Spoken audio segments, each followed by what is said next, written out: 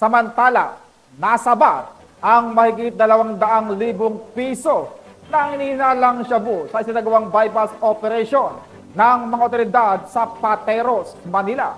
Ang balita mula kay Patrolwoman Meritoli Beba.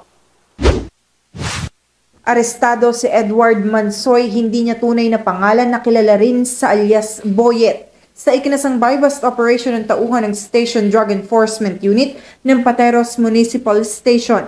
Ang operasyon ay naganap kamakailan lang sa Masagana Street, Barangay Santa Ana, Pateros. Pinangunahan ni Police Staff Master Sergeant Jacinto Lagian Jr. ang nasabing operasyon sa ilalim ng pangangasiwa ni Police Lieutenant Napoleon Tongco, Chief SDEU. Ayon sa mga otoridad, nasamsa mula sa sospek ang 7 pirasong plastic sachet na naglalaman ng hinihinalang shabu. May bigat na 30 grams at may kabuuang 204,000 pesos.